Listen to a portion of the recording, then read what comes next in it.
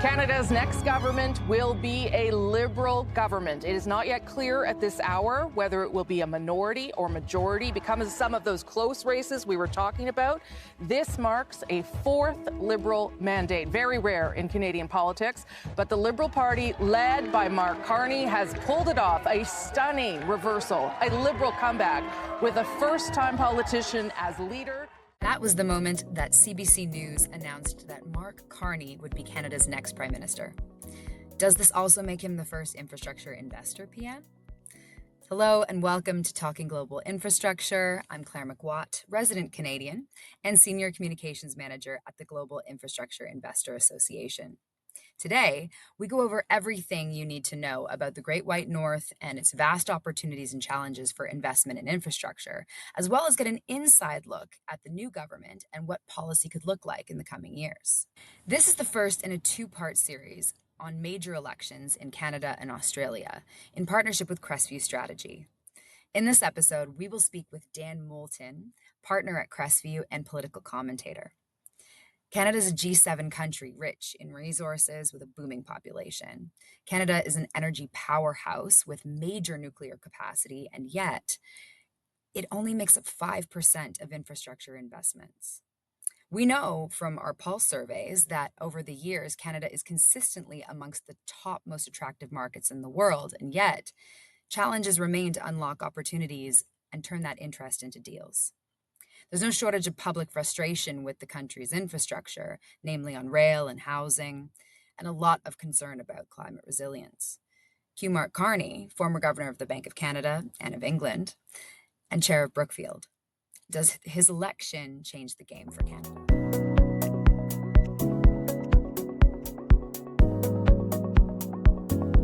Dan, welcome to Talking Global Infrastructure. We really appreciate having you on today. Thanks for having me. Glad to be here. So can you tell us a little bit about yourself? How did you get started at Crestview? Sure, yeah. My background is a couple decades working in politics in Canada, almost exclusively on the Liberal side of the partisan spectrum. I've worked in governments at all levels and campaigns at all levels, and I've been at Crestview now for almost a decade. Joined a partnership a few years ago. Really, the focus of our agency is helping clients unlock opportunities in Canada at all levels of government in all parts of the country, and clients, global clients, and really helping to impact government decision making, shape public opinion, and reach more audiences. So, diving right in, how would you recap the Canadian election? Obviously, we know the outcome. I know that there's still some stuff being sorted in the courts, and it's all been very exciting and drama-filled.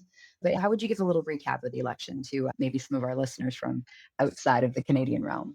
From a Canadian's perspective, it was a roller coaster, right? We started 2025 with a different prime minister and an expectation of a looming election that would lead to a generational shift, right? Canadians tend to throw governments out after about a decade in office and bring a new one in, liberal, conservative, back and forth every decade or so for the last many. And we were approaching a time where Justin Trudeau, who'd been prime minister for 10 years, was unpopular. He was in a place where public opinion polls would indicate his party may not survive an election had it occurred in the fall of 2024.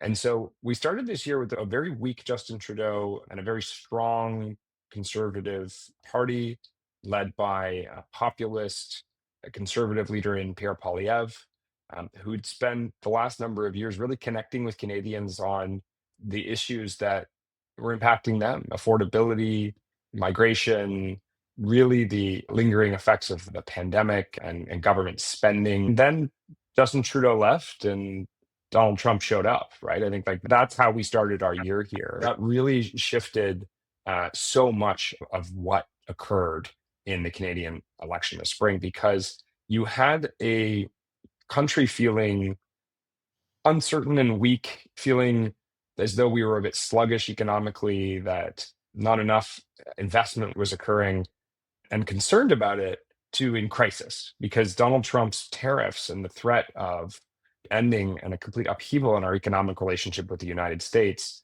sent the country into crisis, existentially, if not economically.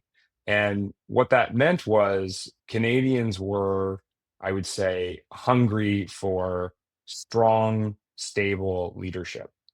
And at the same time, the Liberal Party of Canada was holding a leadership contest that Mark Carney, who formerly served as the governor of the Bank of Canada, and many of your listeners would know famously as the governor of the Bank of England during the Brexit years, who'd been courting Canadian politics for a number of years, threw his hat in the ring. And at first, when he stepped in, I don't think a lot of Canadians rushing to their friends to tell them how excited they were about Mark Carney, right? He is not an inspiring politician out of central casting. He is not an energetic politician in the traditional sense, and particularly in contrast to Justin Trudeau, who was many of those things and was a politician, one of the great campaigners in Canadian political history, I would say. But as the crisis deepened and as Donald Trump's threats against Canadian sovereignty grew, I think Canadians were hungry for someone um, to be a stabilizing force in that moment, to give them certainty and an assurance that there was someone up to this moment, a statesman, to deal with this, quite frankly. And Mark Carney ran away with the Liberal leadership, dominated that contest, became prime minister immediately after. And I think quite wisely, in that moment, recognizing the popularity with which he was being received by both his party and increasingly the Canadian public, triggered an election. And as you say, we now know the results of that election and that the Canadian public were, I think, quite positive about the plan he put forward, were quite positive about the leadership approach he put forward. And I think in that moment, Pierre Poilievre and the Conservatives were seen as unserious or at their worst, too much like Donald Trump. Mhm.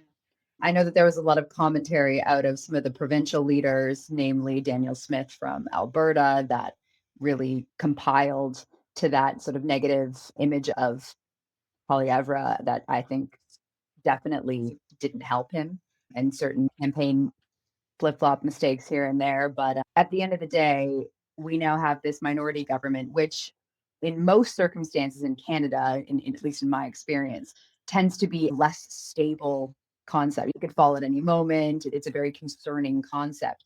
However, and tell me if you agree with this, it seems like Canadians are seeing this as actually a very stable government, incredibly stable despite its minority makeup. Is that the case? I think that's very fair. And I would say that listeners can rest assured that Canada is now in a place of stability post election, politically, and I think we all hope increasingly economically, because of the outcome of this election. Not because of who won it, but because we were in a place where politically Canada needed an election. We needed to have a moment in which voters were presented with two contrasting options in many ways. And a clear sense of what the mandate they were giving a party was, and say get it done. As you say, minority parliaments in Canada have become a norm in the 21st century. Justin Trudeau won one majority government, and the last two elections resulted in minorities. Now he was able to, as you say, govern with a great deal of stability in that time because he was able to secure the support of other political parties on the left of the political spectrum. And the same will remain true of Mark Carney. Frankly, he is only a few seats shy of a majority government. As you say, things are still being sorted out. Maybe he'll find himself one in the next little while, but regardless, he's going to govern like he has one. He's gonna move his agenda forward. I think with quite a bit of haste. And frankly, the average lifespan of a minority government in Canada is 18 to 24 months. That is the historic record. Yeah, I think there's a potential he could go longer than that in the way that Trudeau did, and I still see that as a possibility here. But I think everyone can rest assured there is a sense of political stability in Canada and a sense of a government with a mandate to move forward on uh, renewal, on to do big things and get big things built. Amazing. With that, other than the fact that he was chairman of Brookfield, who is Mark Carney to investors, and what would infrastructure investors specifically, both domestic and abroad, need to know about him? I think who he is to global investors is probably welcome news. Right? Like I think he is in many ways the kind of politician. Now that he is one, can't avoid being called one any longer. He's been elected to high office. Um, he's the kind of politician that I think global investors and business people have been saying they long for. Right? He's the kind of politician with deep experience around boardroom tables and in high boardrooms and offices of central banks, that I think a lot of people said we need serious leaders like that again. We need people who aren't populists with real pedigree, real experience driving the agenda. And in Mark Carney, you have that. And it's an interesting test, I think, of that longing from the business community for serious leaders again. How does when someone who is the epitome of that, who's truly evocative of all the things you were asking for, how does they meet this test and how do they meet this moment? And I think he is quite keen as a prime minister to move fast on his agenda, to bring some historic change to how Canadian public finances are managed, how budgeting is done at the federal level, and frankly, to your listeners, get big things built, right? That was a Mhm. key theme of his election. It's a key focus of Canadian economic analysis is we're in a place where we're just not able as a country, despite our geography, our track record, and the opportunity that is so abundantly present from so many viewers, we're unable to get things built. We haven't been able to get mines built. We haven't been able to get pipelines built. We haven't been able to get east-west infrastructure built in a country that so desperately needs it. And he's promised to get that done. And I would say he's signaling quite clearly that he's going to move fast to do it. And we can talk more about his resume. I think many of your listeners are probably familiar with his pedigree, but I'm really interested in how is he going to leverage this moment this opportunity he has and actually get things done with a federal government that doesn't necessarily have the best track record of getting things done. Absolutely. And I think one theme that's come out of speaking to a lot of our members, particularly Canadian members, is a tone of what they're calling cautious optimism. You really want to be optimistic. And I think this all really stemmed from some of the great things that we were hearing out of the Christmas budget, so to speak, the one that was quite infamous. Mhm. And for our listeners who might not be as familiar, came out on the same day that the Minister of Finance quit, and it was all very dramatic. But from an infrastructure investor perspective, there were quite a few things in there that were positives. A move toward making opportunities out of a lot of Canada's airports, which as a big ticket item is certainly what we continue to hear, number one. We'll get into that a little bit more later.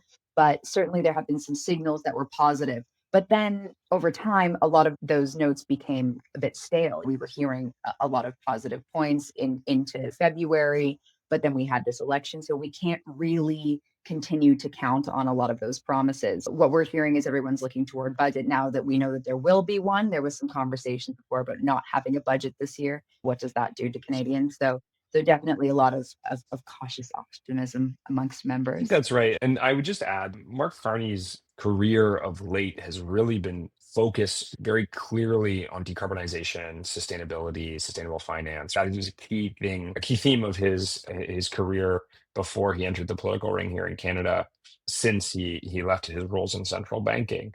And I think that cautious optimism is logical in that it'll be interesting to see how he manages both his interest in certain economic policies that have been very in vogue the last number of years around decarbonization, around sustainability, with the need to get things built in this country, because that tension has been a lot of what slowed things down. A lot of the reason there have been challenges with moving big things forward in Canada, particularly on the energy and resource side, has been one, there's an interest in the federal government in moving the economy increasingly away from carbon intensive industries and extractive industries.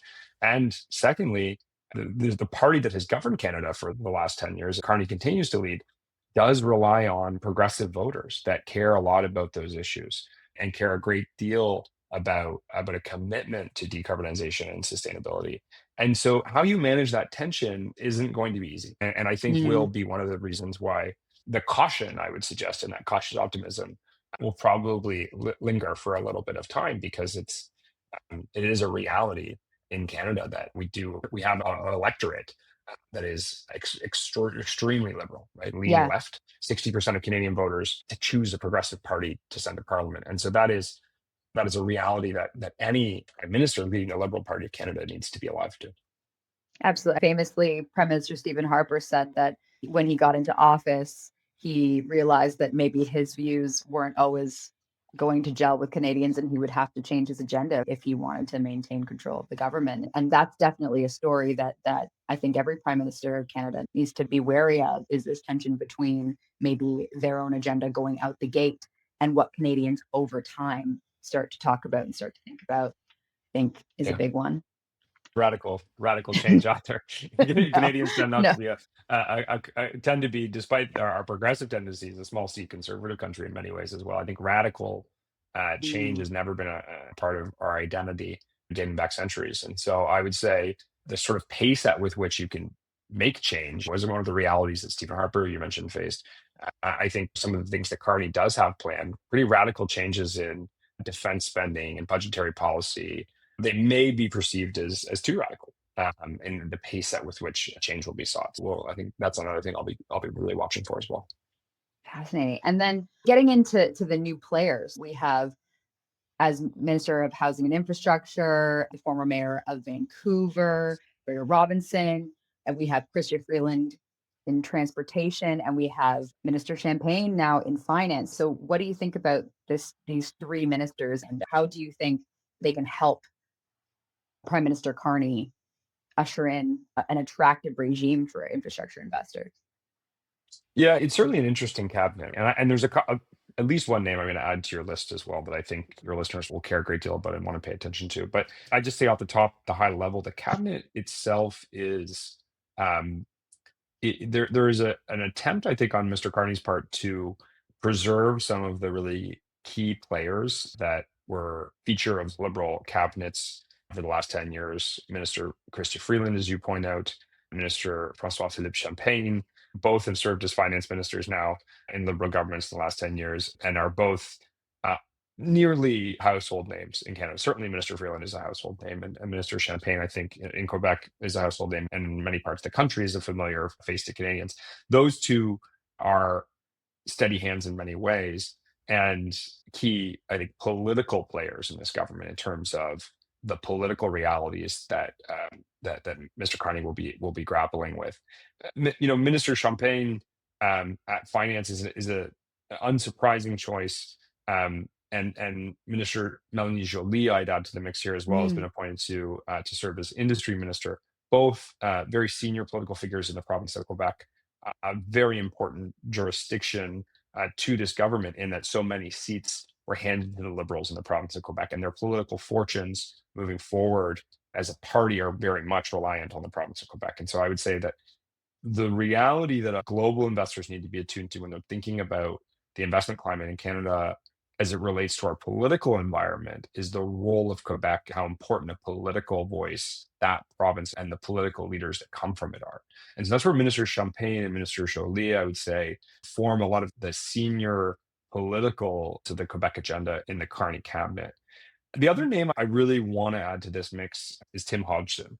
And Minister Hodgson, will serve as the Minister of Energy and Infrastructure mm, in the Carney cabinet and served for many years in global finance. He was the chair of Goldman in Canada and served at Brookfield with Prime Minister Carney.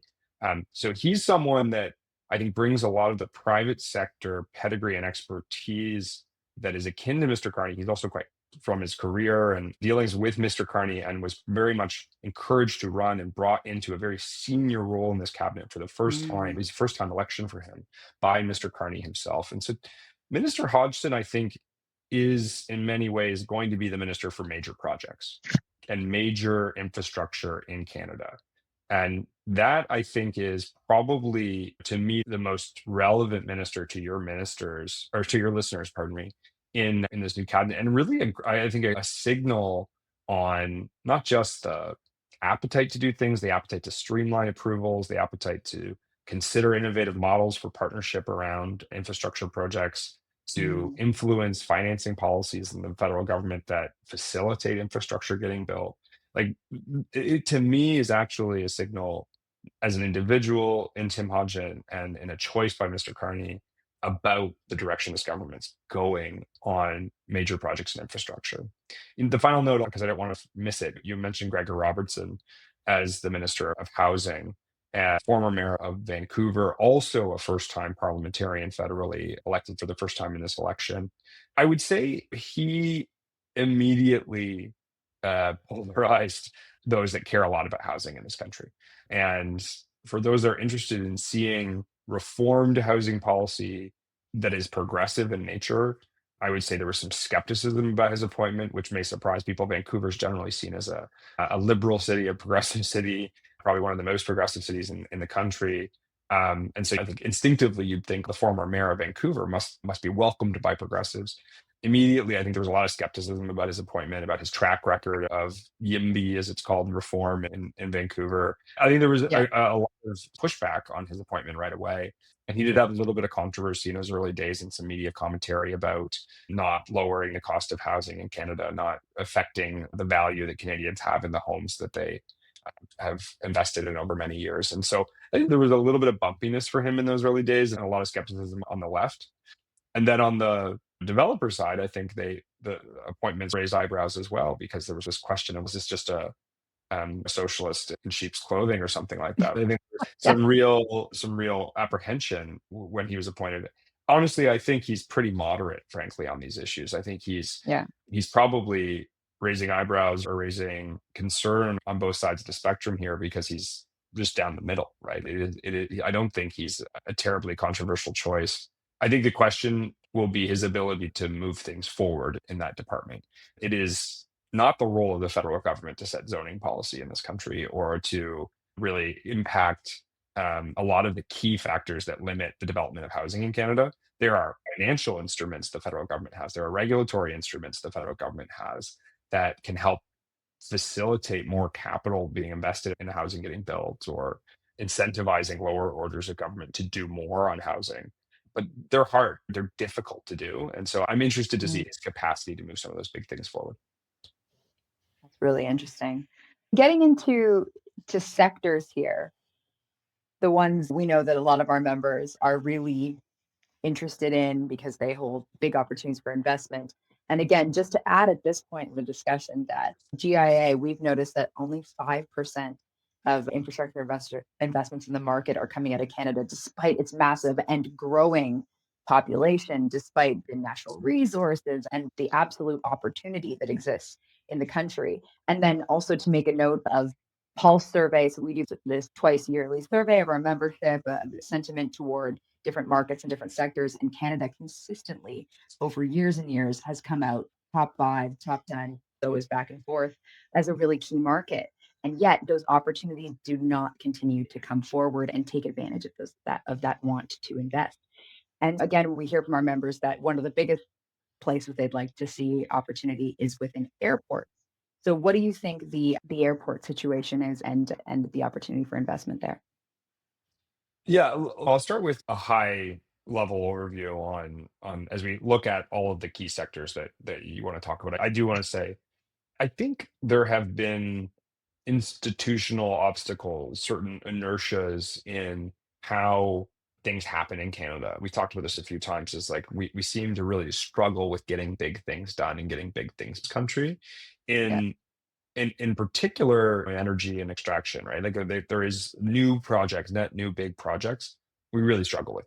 And I think reform is part of the problem there. And I think that applies to how we deal with ports and airports and innovation on the digital side. There's a huge amount of challenges on all of these fronts because we just can't seem to move these things forward. And I would say in the moment that we're in, we haven't talked enough about the economic existential crisis I think Canadians are feeling right now. A lot Mm, of those institutional barriers, because of their rooting in public opinion or their rooting in public concern about certain industries, I think are lower than they've been in a very long time. Because Canadians are feeling extremely anxious about this economic moment.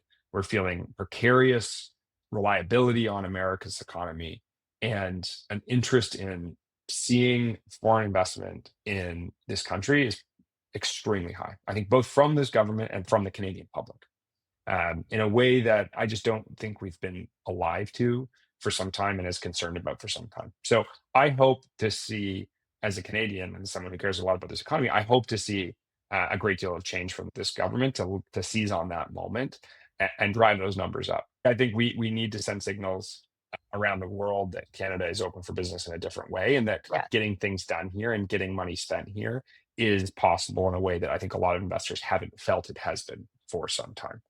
On the airport side, I would say I think there is an interest from major institutional investors in seeing opportunities like airports unlocked for them in a way that current regulation and the regulatory climate in Canada just hasn't permitted. And I would say I think that's a great example of where there's an interest on both sides of the ledger, where the corporations that manage and run our airports in Canada want to see it, and where domestic institutional investors, particularly the Canadian pension funds, want to see it. I think there will be an appetite to consider projects like airports in a way that we just haven't in recent years. But I think the demonstration of need is also there. I think like the reality is the way that our airports are governed in Canada, many of the larger ones in particular haven't struggled to access financing and capital opportunities. And so I think where both sides, the airports and the institutional investors themselves, can demonstrate obstacles and need, I think we can see an interest in changing how those models work. And the more we connect them to trade corridors, to the global trade requirements of our airports, as opposed to just the passenger elements of it, which tend to take consumer interest and therefore media interest, I think we see governments move because it's more aligned with their agenda, right? The reality is on so many of these issues, certainly the last 5 years, if not more, the whole conversation has been on affordability and consumer interests because that's what Right. dominated the political agenda. I think we've moved where we are moving past that in many ways. And so I think the opportunity is there to change the conversation from cost of living to economic certainty and economic stability that comes with capital investment.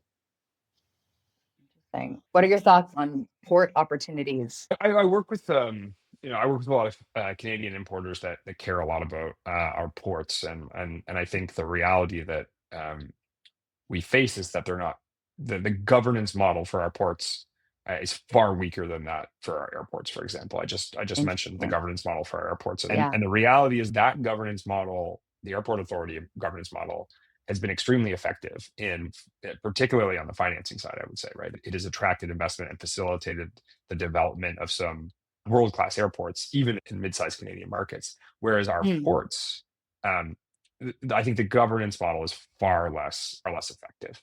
And so the Trudeau government took interest in this, and I would say there Yeah. were a number of moments where both publicly through policy development, but also privately through the work that was being done inside the department, an interest in really taking on the governance model around our ports. And I would say that I hope the Carney government moves faster to do that, to change that.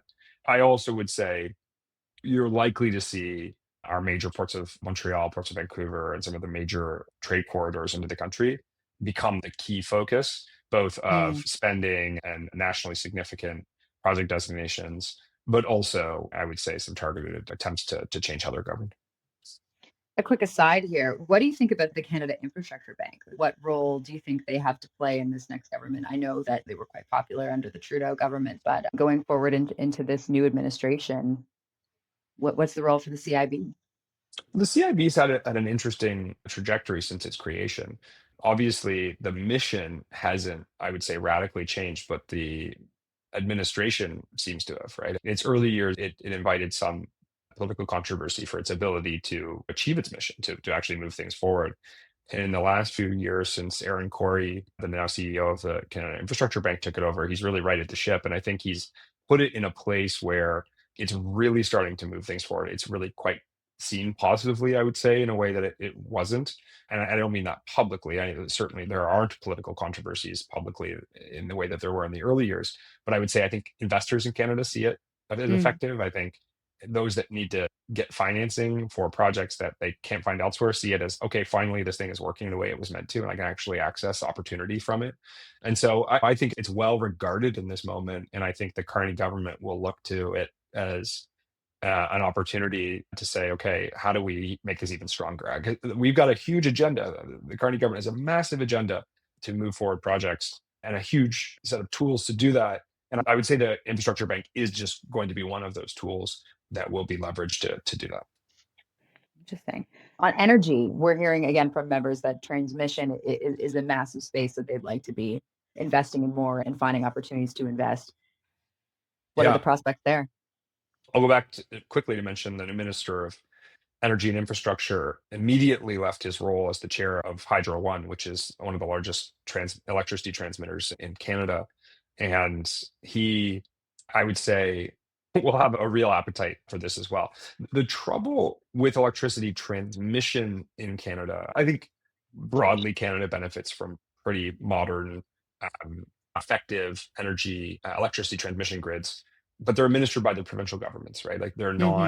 they're not the purview of the federal government. And so that interconnectivity between provincial fiefdoms is one of those areas that's been a thorn in the federal government side for a long time, because it really does limit our ability to leverage the energy transition that's underway, when you can't see provinces cooperating in this manner. And it's quite interesting, since the tariff threat manifested south of the border on Canada this year, the shift in conversation around internal trade in Canada is quite a focus. And we don't need to go too deep down that rabbit hole. I know we're short on time, but the reality is that we need to start focusing on how do we make things that are not interconnected on the Canadian side of the border. Our energy grids are a great example of that, more connected. And I think the federal government has been trying to do this for the last number of years. They put forward a couple national strategies around electrification and opportunities to increase interties and interconnectivity between the grids, but I don't think we've seen enough progress. So hopefully the new minister is one, given his experience most recently with Hydro One, able to move that forward. And then, of course, so related to energy would be digital infrastructure and data centers. There was that situation with Quebec getting that, or expecting to get that major project, and then having that moved out of Yeah, province. but we do tend to have a pretty good, and compared, I think, to by global standards. The reality is that we need to see a lot more investment in technological innovation in order to keep pace, right? If you're starting from a pretty good spot, but the status quo, given where we're going on digital innovation, AI, automation, 6G, like all of the things that are coming, Yeah, are going to require a lot more investment. And Canada, for the last, let's say, decade at least, the telecom conversation is almost exclusively on affordability, consumer costs, and absolutely. why do Canadians pay so much for telecommunications infrastructure? Yeah, Um, we benefit from the best. We've got really reliable, high-speed stuff, but people tend to think they pay too much for it.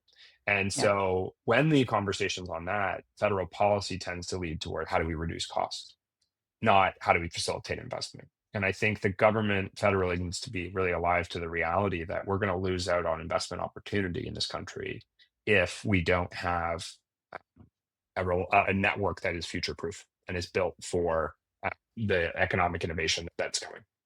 yeah, 100%. As an anecdote, moving from Toronto to London in the UK, Yeah. seeing my cell phone bill go down by 2/3 at least. However, what I didn't get used to is that your phone won't work in a lot of places where it really should work. Maybe we've been spoiled in Canada, but you could be out in the wilderness of past Muskoka on your way to Sudbury, but you will have full connectivity the entire way Complete. Yeah.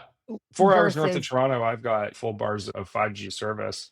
I mean, downtown 100%. London, so I have friends that live without Wi-Fi, right? Like it Yeah, is yeah, it's quite stark, the difference that Canadians have in terms of their network, given the geography of our country. But yeah. there's no appreciation for it, right? Because we pay too much. And in the minds of most Canadians, they pay too much. And I think that's the rub there. And I think the government has to, again, like this is the theme I tried to introduce at the start, is like, how does a central banker or businessman term prime minister manage what are still going to be political realities and populist realities of being in high office? Absolutely. Digging in now to a topic certainly close to the heart of a lot of our listeners, foreign direct investment. Considering the stricter scrutiny on foreign investments in critical sectors, and we saw this in the Investment Canada Act. What advice would you offer foreign investors looking to increase their exposure to Canada's infrastructure opportunities? Yeah, I think so. I'll say two things. One, the moment we're in Canada, Canadian policy will be really oriented to facilitating more investment. And I think every indication will probably say the opposite in how certain elements of our country will continue to function. But I would say the opportunity is extremely present for investment in this country right now. And I would say what makes it easier and what makes it easier to overcome institutional obstacles or security reviews like the Investment Canada Act, things like that. How do you overcome that? I would say you do a couple things. You maintain high degrees of transparency with federal regulators about what you want to do and why you want to do it. Um, we work with clients all the time globally that are looking to make investments in Canada or acquisitions in Canada to help engage with the right regulators to get approvals and get things done. You prioritize the partnerships that you're undertaking in the Canadian marketplace, almost Mm. always these kinds of investment, really strong partnership to profile in the Canadian national interest. And so I would say where you have Canadian partners, where you have opportunities to demonstrate net benefit to the Canadian economy and job creation in technological innovation, all of the things that are going to come with your investment, how do you emphasize that and make that case?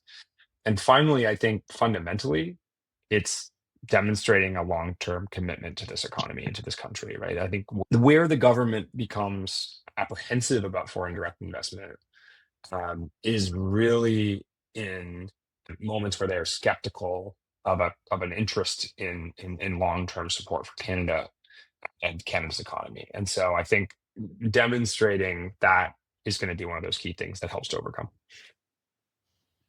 Really interesting. Do you foresee any shifts in how Canada balances openness to foreign capital with like protectionist pressures? I think there will always be sectors that will be seen as critical to Canada's security and our economic stability. And Mhm. so those will remain a high watermark, right? That there will be an interest in seeing domestic ownership and control over certain critical sectors. But I think that's a global consistent bar, right? I don't think that there's an outlier in Canada in that. Um, where there is an opportunity for partnership and co-investment, I think that's where you end up in a place of strength when it comes to dealing with Canadian regulators on these questions. And so I think finding local partners, finding opportunities to demonstrate where you're in critical infrastructure spaces, where you're able to demonstrate Canadian control, I think you end up on safer ground. But I don't think there will be this huge shift in where Canadians will continue to see a need for domestic ownership. What I will say is it's also going to matter where the money's coming from, right? I think that the Mhm. reality is there will always be, as there are in any country, global geopolitical realities that will come with capital. And I would say one of the things I know to be very true about the Carney government and their approach to these questions is they're going to continue in this Trump tariff dominated era to view Europe as a harbor of opportunity for Canada, of strategic partnership. And I think increasing ties between Canada and Europe, Canadian and European companies, and economic partnership are going to be really compelling to them. And so I would say European investors in Canada should see a particular opportunity and a particularly lower threshold, I would say, than other destinations of global capital. And then lastly, I mean, we know that the Canadian public, compared to, say, the UK or in other parts of Europe, much more uncomfortable with the concept of private ownership or private involvement in infrastructure. And speaking anecdotally as well, certain road concession projects, I won't name names, in Ontario have certainly led to maybe a Yeah. backlash. There's been a lot of conversations at the Ontario provincial level about renationalizing assets like the 407. At the provincial level, what do you think investors should be aware of going on locally? It's a great question. I think so. First of all, I'd say I do think it depends where you are in Canada on which levels of skepticism you'd be encountering and facing. And so there are jurisdictions, Central Canada, Atlantic Canada, where I think those skepticisms are higher and where the threshold for expectations around public ownership are much, much higher. To use the example of Hydro One again, mentioning earlier, where Minister Hodgson recently was chair of the board, that was a move in the province of Ontario by former Premier Kathleen Wynne to take the utility public through an IPO and invite investor opportunities so that the government could sell shares and make some money to invest in transit. And even that move was met with incredible public opposition. Premier lost her job, I think, in many ways because of it. And so Yeah. the interest in among Canadians in privatization, I would say, very low, right? Writ large, I think where you have um, public ownership and control, we're at a place where our economy, I think most Canadians are happy with the balance between what is privately operated and what is publicly operated. And I think changes in that aren't really welcomed by the Canadian public in this moment in time. But what I don't see is foresee is a change in public ownership of what is now private, right? Like, Yeah. I think the balance, the equilibrium that we're in is probably really comfortable for most Canadians, and I don't see a lot of public assets going private, and I don't see a lot of private assets going public. I would say Mhm. we're in a place where that element of the status quo is likely to remain unchanged. Fascinating. Do you have any final thoughts you'd like to leave our listeners with, Dan?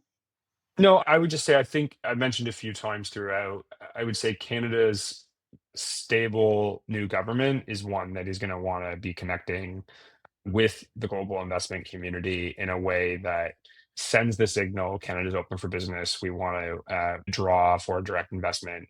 And I think those that come forward with innovative partnership opportunities and a demonstration of a commitment to investing in the economy here to get things built is welcome and is needed. And I would say that your listeners should see that opportunity and seize on it. Dan, thank you so much for joining us from Toronto today. Really Thank you so appreciate it. much. This has been great.